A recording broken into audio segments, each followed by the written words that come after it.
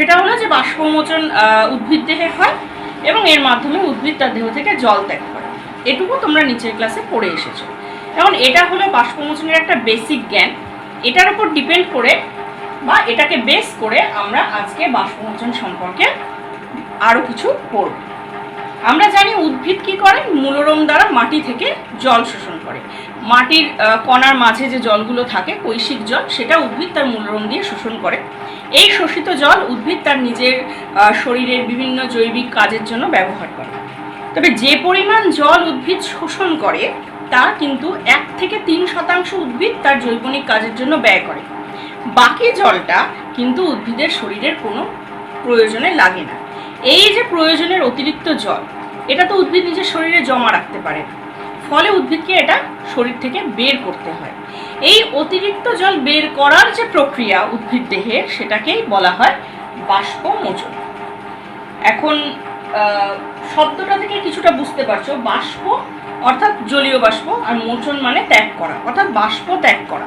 সুতরাং এই নামটা থেকে আমরা এটুকু বুঝতে পারছি যে উদ্ভিদ কি করে, তার দেহের এই প্রয়োজনের অতিরিক্ত জলটাকে বাষ্পের আকারে দেহ থেকে ত্যাগ করে, তবে এটার নাম দেওয়া হয়েছে বাষ্পমোচন। এখন এই বাষ্পমোচনের প্রথমে আমরা যেটা করব সেটা হলো বাষ্পমোচনের সংজ্ঞা।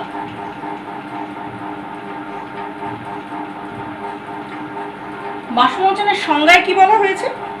বইয়ে দেখো, বাষ্পমোচনের সংজ্ঞায় বলা হয়েছে যে শারীরবৃত্তীয় প্রক্রিয়ায় উদ্ভিদ তার দেহে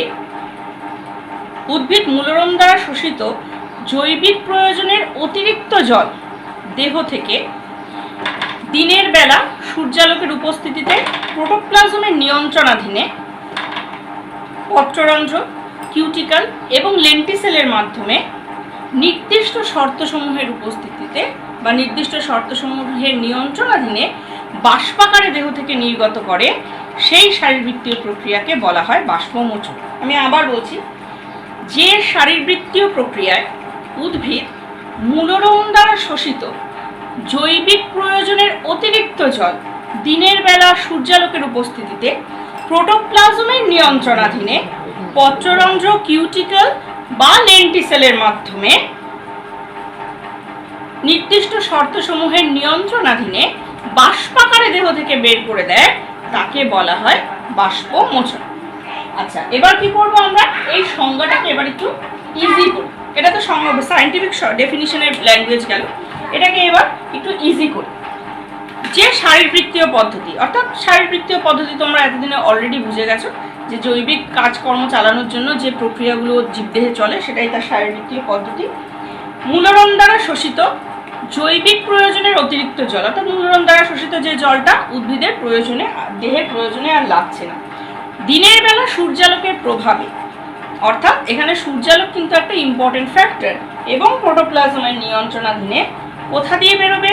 পত্ররন্ধ্র, কিউটিকল বা লেন্টিসেলের মাধ্যমে বেরোবে, নির্দিষ্ট শর্তসমূহের নিয়ন্ত্রণাধীনে। কিভাবে বেরোবে?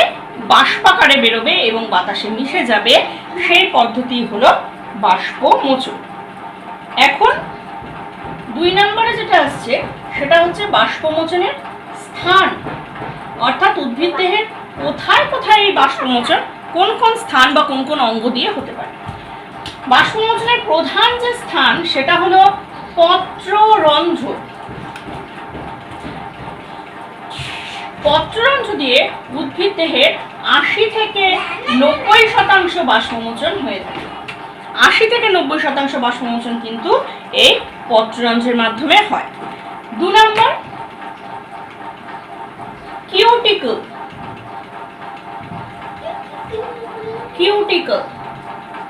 এই কিউটিকলের মধ্যে দিয়ে হতে পারে 8 থেকে 9% বাষ্পমোচন।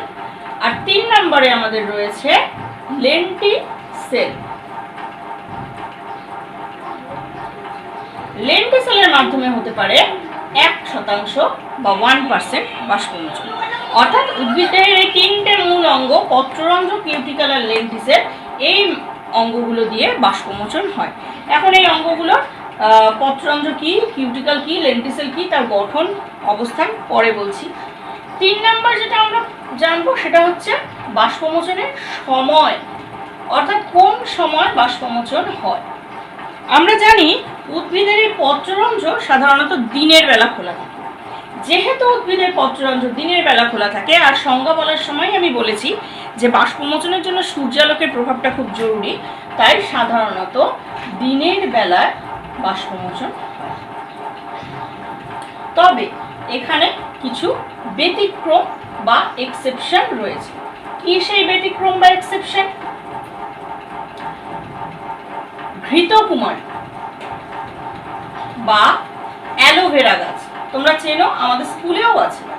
ঘৃতকুমারী বা অ্যালোভেরা আর পাথরকুচি, এই গাছটাও তোমরা চেনো। এই ধরনের গাছগুলোর ক্ষেত্রে একটা ব্যতিক্রম দেখা যায়, সেটা হলো এই ঘৃতকুমারী পাথরকুচি এদের পত্ররন্ধ্র কিন্তু দিনের বেলায় খোলা থাকে না, এদের পত্ররন্ধ্র বরং খোলা থাকে রাতের বেলায়। তাই এই গাছগুলোর ক্ষেত্রে বাষ্পমোচন হয় রাতের বেলায়। তাহলে আবার সাম আপ করছি, যে শারীরবৃত্তীয় প্রক্রিয়ায় উদ্ভিদ তার মূলরম দ্বারা শোষিত জৈবনিক প্রয়োজনের অতিরিক্ত জল সূর্যালোকের প্রভাবে প্রোটোপ্লাজমের নিয়ন্ত্রণাধীনে পত্ররন্ধ্র কিউটিকল বা লেন্টিসেলের মাধ্যমে নির্দিষ্ট শর্তসমূহের নিয়ন্ত্রণাধীনে বাষ্পাকারে দেহ থেকে বের করে, তাই হলো বাষ্পমোচন। উদ্ভিদ দেহে 80 থেকে 90% বাষ্পমোচন পত্ররন্ধ্রের মাধ্যমে হয়, 8 থেকে 9% হতে পারে কিউটিকল দ্বারা, আর 1% হতে পারে লেন্টিসেল দ্বারা। সাধারণত দিনের বেলায় বাষ্পমোচন হয়, তবে ঘৃতকুমারী পাথরকুচি এই যে সমস্ত গাছের পত্ররন্ধ্র রাতের বেলা খোলা থাকে তাদের ক্ষেত্রে কিন্তু বাষ্পমোচন হয় রাতের বেলা। যেটা দেখব সেটা হচ্ছে পত্ররন্ধ্র। পত্ররন্ধ্র অর্থাৎ পাতার মধ্যে উপস্থিত ছিদ্র। পত্র মানে পাতা, রন্ধ্র মানে ছিদ্র। পাতায় উপস্থিত যে ছিদ্র তাকে আমরা বলি পত্ররন্ধ্র। পাতা আমরা এর আগেই পড়েছি, পাতা সাধারণত দু রকমের। একটাকে আমরা বলি সমাঙ্ক পৃষ্ঠ পাতা, আর একটাকে আমরা বলি বিষম পৃষ্ঠ পাতা। এখন এই সমাঙ্ক পৃষ্ঠ পাতার ক্ষেত্রে, সমাঙ্ক পৃষ্ঠ পাতার কি হয়, পাতার উপর ঊর্ধ্বতল এবং নিম্নতল একই রকমের হয়, এবং এই সমাঙ্ক পৃষ্ঠ পাতার ঊর্ধ্বতল নিম্নতল দুই জায়গাতে পত্ররন্ধ্র উপস্থিত থাকে। কিন্তু বিষম পৃষ্ঠ পাতার ক্ষেত্রে কি হয়, বিষম পৃষ্ঠ পাতার ঊর্ধ্বতক এবং নিম্নতক একই রকমের হয় না, এবং এই পাতা শুধুমাত্র নিম্নতকেই পত্ররন্ধ্র থাকে, ঊর্ধ্বতকে থাকে না। সমাঙ্ক পৃষ্ঠ পাতা বলতে প্রধানত দ্বিবীজপত্রী উদ্ভিদের পাতা, আর বিষম পৃষ্ঠ পাতা বলতে মূলত একবীজপত্রী উদ্ভিদের পাতা। তাহলে জেনারেলি সমাঙ্ক পৃষ্ঠ পাতার ক্ষেত্রে পাতার উভয় তলে এবং বিষম পৃষ্ঠ পাতার ক্ষেত্রে পাতার নিম্নতলে পত্ররন্ধ্র বর্তমান থাকে। পত্ররন্ধ্রের গঠনটা কিরকম হয়? পত্ররন্ধ্রের গঠনটা হয় এই রকম।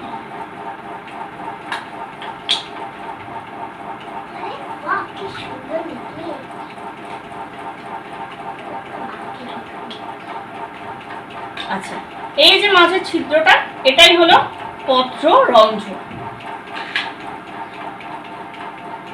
একে ঘিরে এই এবং এই দুটো কোষ আছে, এই দুটো কোষকে বলা হয় রক্ষী কোষ, এবং রক্ষী কোষকে ঘিরে এই যে কোষগুলো রয়েছে এগুলোকে বলা হয় আনুষঙ্গিক কোষ।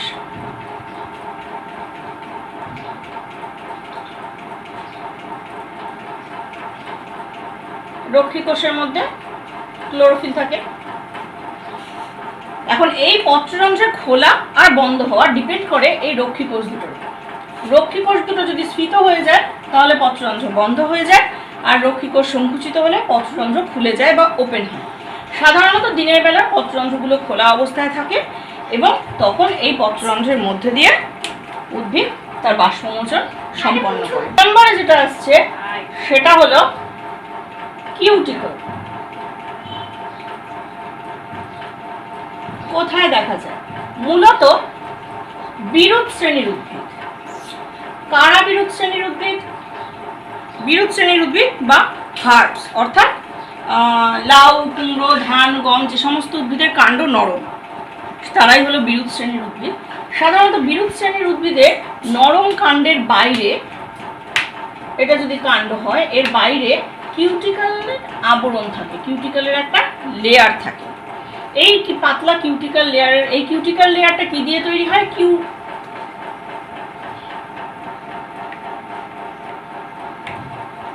কিউটিন দিয়ে।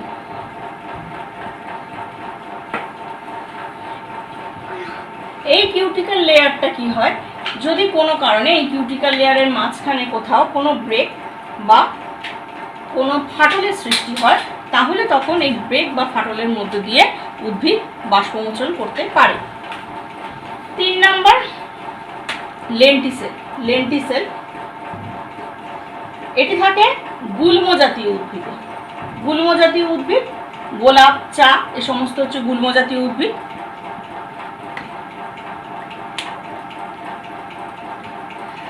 গুল্ম জাতীয় উদ্ভিদের কাণ্ডের মধ্যে ছোট ছোট ছিদ্র দেখা যায়। এই ছিদ্রগুলির মূল কাজ হচ্ছে বাতাস থেকে অক্সিজেন গ্রহণ করা। এই ছিদ্রগুলিকেই আমরা লেন্টিসেল বলি। এর মাধ্যমে উদ্ভিদ কিছুটা পরিমাণ, খুব সামান্য পরিমাণ বাষ্পমোচন করতে পারে। আচ্ছা, এবার আসবো একটা খুব ইম্পর্টেন্ট প্রশ্নে। বাষ্পমোচনকে বিজ্ঞানী কার্টিস, কি নাম? বিজ্ঞানী কার্টিস বাষ্পমোচনকে বলেছিলেন প্রয়োজনীয়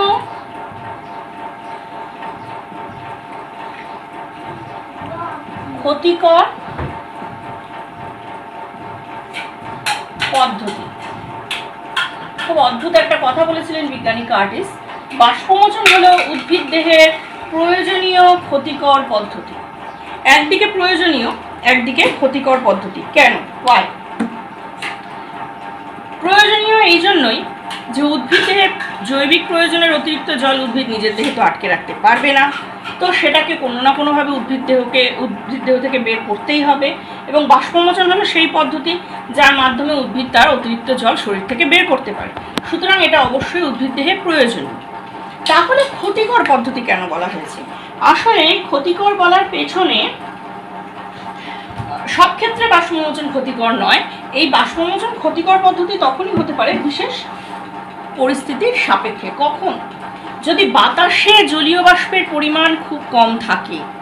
বাতাসে যদি জলীয় বাষ্পের পরিমাণ খুব কম থাকে, তখন কি হয়, উদ্ভিদ দেহ থেকে বাষ্পমোচনের মাধ্যমে প্রচুর পরিমাণে জল বেরিয়ে যায় এবং দেখা যায় যে উদ্ভিদের প্রয়োজনের অতিরিক্ত জল বেরোনোর সাথে সাথে তার চেয়ে বেশি জল, অর্থাৎ শরীরের প্রয়োজনীয় জলও বেরিয়ে যায়। তখন কি হয়, উদ্ভিদ দেহ নেতিয়ে যায় বা ঝিমিয়ে যায়, যেটাকে আমরা বিজ্ঞানের ভাষায় বলি উইল্টিং বা অবনমন।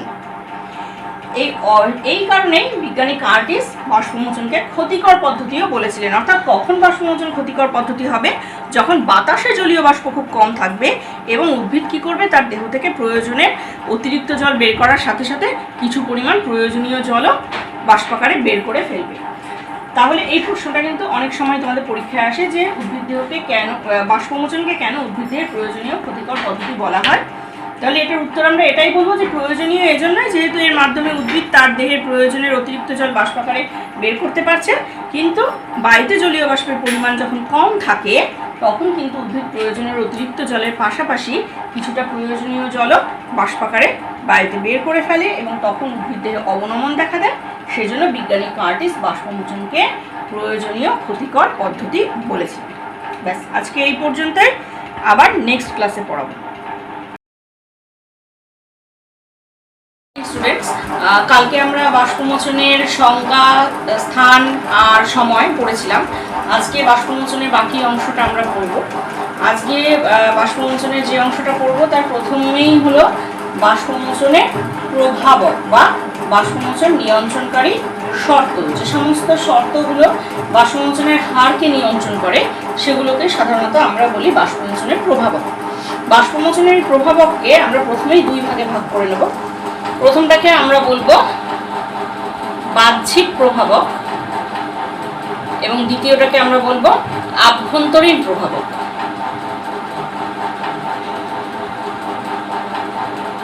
এখন এই বাহ্যিক প্রভাবককে আবার অনেকগুলো ভাগে ভাগ করা যায়। প্রথমেই চলে আসে আর্দ্রতা, তারপর আসছে তাপমাত্রা, তারপর বায়ু প্রবাহ, তারপর হচ্ছে আলোর তীব্রতা,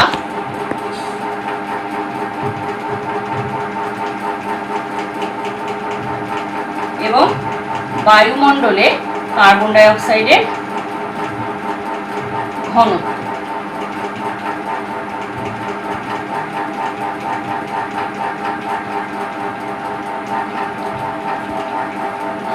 এই সমস্ত বাহ্যিক প্রভাবকগুলি সাধারণত বাষ্পমোচনের হারকে নিয়ন্ত্রণ করে। সবার প্রথমে আসছে আর্দ্রতায়। আর্দ্রতার সাথে এই বাষ্পমোচনের হারের সম্পর্ক কিন্তু ব্যস্তানুপাতিক, অর্থাৎ উল্টো সম্পর্ক। কিরকম? যদি বায়ুমণ্ডলের আর্দ্রতা কমে যায় তাহলে পরে বাষ্পমোচনের হার কিন্তু বেড়ে যাবে, আর বায়ুমণ্ডলের আর্দ্রতা যদি বৃদ্ধি পায় তাহলে বাষ্পমোচনের হার কমে যাবে। আর্দ্রতা বলতে বায়ুমণ্ডলে উপস্থিত জলীয় বাষ্পের পরিমাণ। সুতরাং বোঝাই যাচ্ছে যদি বায়ুতে উপস্থিত জলীয় বাষ্প কমে যায়, অর্থাৎ আর্দ্রতা কমে যায়, তাহলে বাষ্পমোচন বেড়ে যাবে। আর যদি বায়ুতে উপস্থিত জলীয় বাষ্পের পরিমাণ বেড়ে যায়, অর্থাৎ আর্দ্রতা বেড়ে যায়, তাহলে বাষ্পমোচনের হার কমে যাবে। এরপর আছে তাপমাত্রা। তাপমাত্রা কিন্তু বাষ্পমোচনের হারকে খুব ভালোভাবে নিয়ন্ত্রণ করে। কিভাবে? সাধারণত দেখা যায় তাপমাত্রা বাড়ার সাথে সাথে বাষ্পমোচনের হারটা বাড়তে থাকে, এবং 30 থেকে 35 ডিগ্রি সেন্টিগ্রেড তাপমাত্রায় বাষ্পমোচনের হার কিন্তু সর্বাধিক হয়, যেটাকে আমরা বলি অপটিমাম টেম্পারেচার। আবার এই 30 থেকে 35 ডিগ্রি টেম্পারেচার পার করার পরে কিছু কিছু গাছের ক্ষেত্রে বাষ্পমোচনের হার আবার কমতে থাকে। এরপর আছে বায়ু প্রবাহ। বায়ু প্রবাহের হার যদি খুব বেশি হয় তাহলে তার সাথে সাথে বাষ্পমোচনের হারও বেড়ে যায়। আবার বায়ু প্রবাহের হার কমলে বাষ্পমোচনের হার কমে যায়। কেন?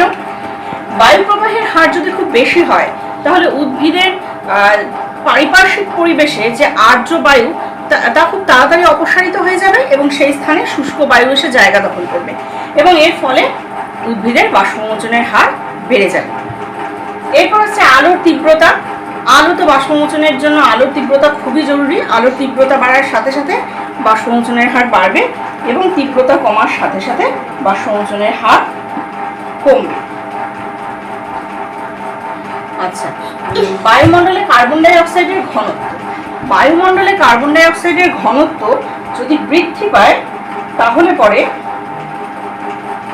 বাষ্পমোচনের হার কমে যায়, আর বায়ুমণ্ডলের স্বাভাবিকের তুলনায় কার্বন ডাই অক্সাইডের মাত্রা যদি কমে যায় তাহলে বাষ্পমোচনের হার বেড়ে যায়। আসলে বায়ুমণ্ডলে কার্বন ডাই অক্সাইড থাকার উচিত 0.03%। বায়ুমণ্ডলে স্বাভাবিক যে পরিমাণ কার্বন ডাই অক্সাইড থাকা দরকার তা হলো 0.03%।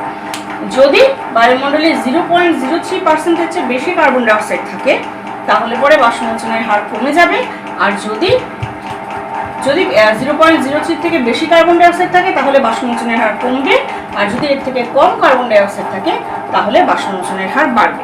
এর কারণ হলো বায়ুমণ্ডলে এই কার্বন ডাই অক্সাইডের পরিমাণ, বায়ুমণ্ডলে উপস্থিত এই কার্বন ডাই অক্সাইডের পরিমাণ রক্ষী কোষের খোলা এবং বন্ধ হতে সাহায্য করে।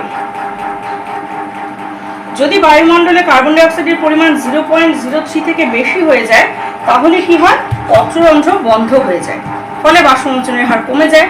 আর যদি 0.03 থেকে কার্বন ডাই অক্সাইডের পরিমাণ কমে যায় তাহলে পরে পত্ররন্ধ্রগুলো খুলে যায় এবং বাষ্পমোচনের হার বৃদ্ধি পায়। পরে যেগুলোতে আসছে সেগুলো হলো আভ্যন্তরীণ প্রভাব। আভ্যন্তরীণ প্রভাব আবার কিরকম হতে পারে? সবার প্রথমে আমরা বলতে পারি পাতার ক্ষেত্রফল।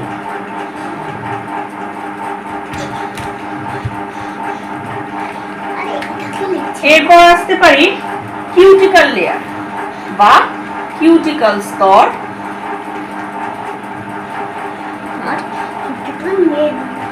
এবং 3 নম্বরে আমরা যেটা আসতে পারি সেটা হলো পত্ররন্ধ্রের সংখ্যা ও বিন্যাস।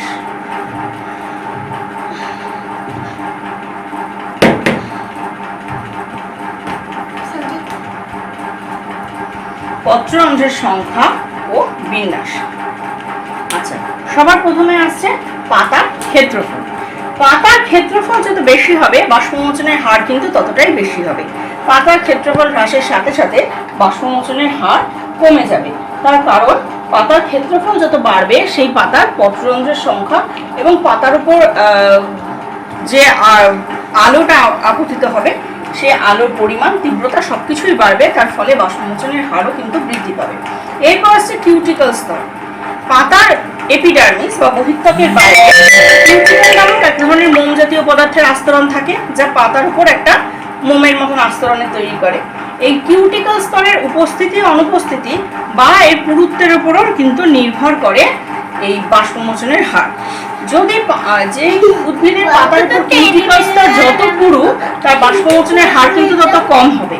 আর এই কিউটিকল স্তর যদি পাতলা হয়, তাহলে বাষ্পমোচনের হার কিন্তু বেশি হবে। 3 নম্বরে আসছে পত্ররন্ধ্রের সংখ্যা ও বিন্যাস। এখানে একটা কথা আবার মনে করাবো, সেটা হচ্ছে আগেই বলেছি পাতা দু রকমের। একটাকে আমরা বলি সমাঙ্ক পৃষ্ঠ পাতা, যার কিনা 2 ঊর্ধ্বতক এবং নিম্নতক 2 জায়গায় পত্ররন্ধ্র থাকে। আর একটা হয় বিষম পৃষ্ঠ পাতা, যার শুধুমাত্র নিম্নতকেই পত্ররন্ধ্র থাকে। বিষম পৃষ্ঠ পাতা হচ্ছে দ্বিবীজপত্রী উদ্ভিদে দেখা যায়, আর সমাঙ্ক পৃষ্ঠ পাতা দেখা যায় একবীজপত্রী উদ্ভিদে। তো স্বাভাবিকভাবে এখানে যেটা দেখা যাচ্ছে যে যেই পাতার পত্ররন্ধ্রের সংখ্যা যত বেশি হবে, তার বাষ্পমোচনের হার কিন্তু তত বেশি হবে। যেহেতু একবীজপত্রী উদ্ভিদের সমাঙ্ক পৃষ্ঠ পাতা 2 পত্রতলেই পত্ররন্ধ্র উপস্থিত, তাই এর বাষ্পমোচনের হার কিন্তু দ্বিবীজপত্রী পাতার থেকে বেশি হবে। কারণ দ্বিবীজপত্রী পাতার ক্ষেত্রে শুধুমাত্র নিম্নতকেই পত্ররন্ধ্র থাকে, ঊর্ধ্বতকে নয়। আবার পত্ররন্ধ্রের বিন্যাসের উপরও বাষ্পমোচনের হার নির্ভরশীল। কারণ যখন পত্ররন্ধ্র শুধুমাত্র পাতার নিম্নতকে সীমাবদ্ধ থাকছে, তখন যে পরিমাণ বাষ্পমোচন করা সম্ভব, অবশ্যই পত্ররন্ধ্রের যখন পাতার ঊর্ধ্ব এবং নিম্ন উভয় ত্বকেই বিন্যস্ত থাকছে, তখন সেই পাতার মাধ্যমে বাষ্পমোচনের হার কিন্তু অনেক বেড়ে যাবে। এই গেল বাষ্পমোচনের প্রভাবক বা বাষ্পমোচনের নিয়ন্ত্রক শর্তাবলী। এরপর আমরা যেটা পড়বো সেটা হচ্ছে বাষ্পমোচনের তাৎপর্য।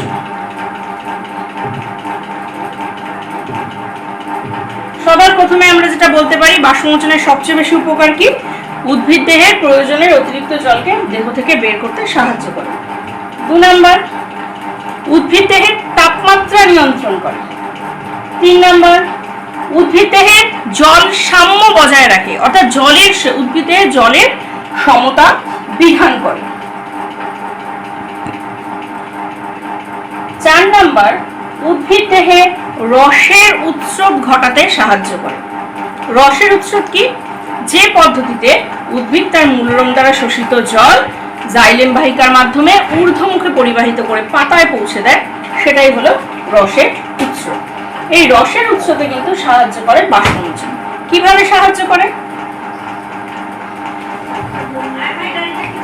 মূলরম দিয়ে মাটির থেকে কৈশিক জলকণাগুলোকে সংগ্রহ করে। এই জলকণাগুলো মূলরমে প্রবেশ করার পর মূলরম থেকে জাইলেম বাহিকায় প্রবেশ করে এবং জাইলেম বাহিকার মধ্য দিয়ে এই জলকণাগুলো একটা অবিচ্ছিন্ন জলের স্তম্ভ গঠন করে এবং ঊর্ধ্বমুখে বাহিত হতে থাকে।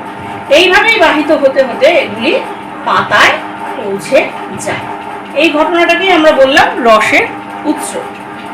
এবার কি হয়, বাষ্পমোচনের মাধ্যমে যখন এই অবিচ্ছিন্ন জলস্তম্ভ থেকে একটি জলকণা বা একটি জলের বিন্দু বাইরে বাতাসে বেরিয়ে যায় বাষ্পমোচনের মাধ্যমে, তখন এই জলবিন্দুর যে স্থানটা এখানে খালি হয়ে যায়, সেই খালি স্থানটা পূরণ করার জন্য পরবর্তী জলবিন্দুটা এসে এই জায়গাটা দখল করে।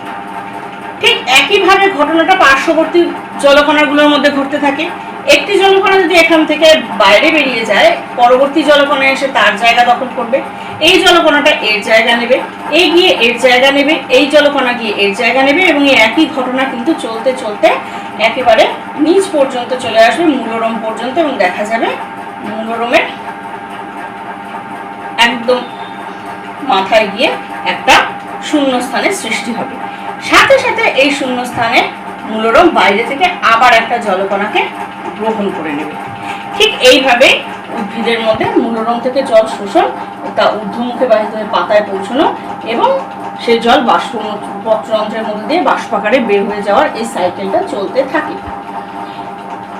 একটি জলকণা পত্ররন্ধ্রের মাধ্যমে বাষ্পাকারে বাইরে বেরিয়ে যাওয়ার সাথে সাথে যে শূন্যস্থান পূরণ হয়, সেই শূন্যস্থান পূরণ করার জন্য অবিচ্ছিন্ন জলস্তম্ভটা আস্তে আস্তে সামনের দিকে এগিয়ে চলে।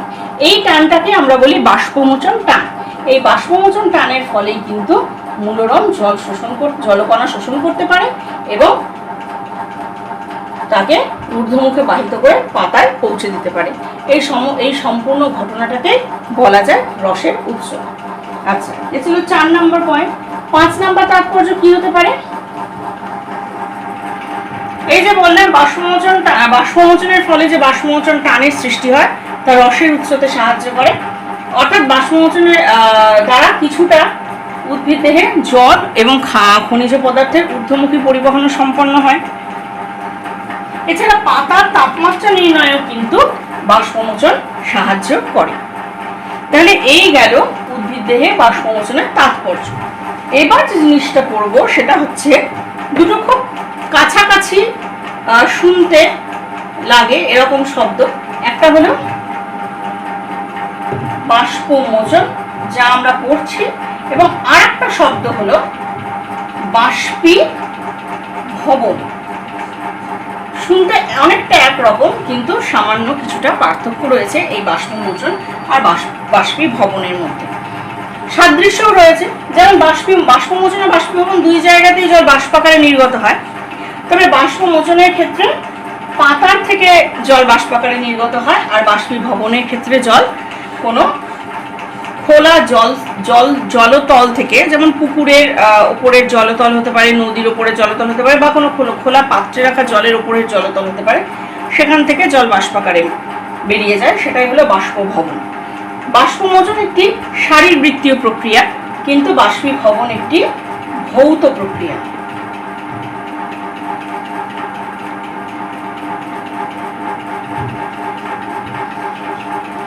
বাষ্পমোচন একটি ধীর প্রক্রিয়া বা মন্থর প্রক্রিয়া, কিন্তু বাষ্পীভবন একটি দ্রুত প্রক্রিয়া। এই গেল বাষ্পমোচন এবং বাষ্পীভবনের মধ্যে পার্থক্য। এবার এই বাষ্পমোচন করার পাশাপাশি আমাদের আরো কতগুলো ছোট ছোট টার্ম বা শব্দ সম্পর্কে জানতে হবে, যেগুলো বাষ্পমোচনের সাথে সম্পর্কিত। যার প্রথম আমি একটা বলছি, সেটাকে বলা হয় বাষ্পমোচন প্রতিরোধক।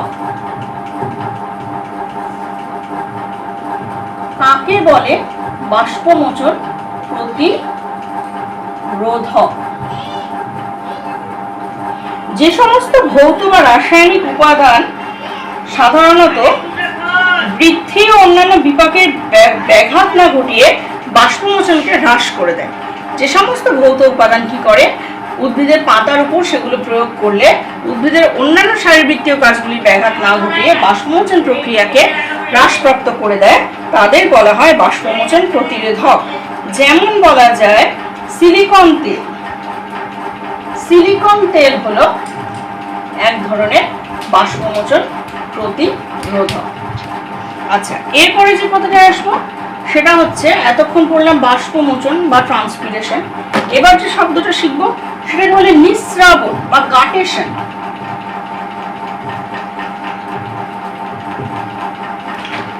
অনেকটা বাষ্পমোচনের মতন। কাকে বলে গাটেশন বা নিঃস্রাবন? সাধারণত একটু ভেজা বা স্যাঁতস্যাঁতে জায়গায় যে সমস্ত গাছ জন্মায়, যেমন কচু গাছ, টমেটো গাছ, সে সমস্ত গাছে কি হয়, একেবারে পত্র ফলকের একেবারে মাথার দিকে কিছু কিছু ছিদ্র থাকে। এই ছিদ্রগুলোকে আমরা বলি হাইডাথোর। এই ছিদ্রগুলো দিয়ে কি হয়, উদ্ভিদ দেহ থেকে অতিরিক্ত জল তরল আকারে অর্থাৎ জলের আকারেই বাইরে বেরিয়ে যায়। ফোঁটা ফোঁটা করে জল এই ছিদ্রগুলো বা হাইডাথোরগুলো দিয়ে বাইরে বেরিয়ে যায়। এই পদ্ধতিটাকে বলা হয় নিঃস্রাবন।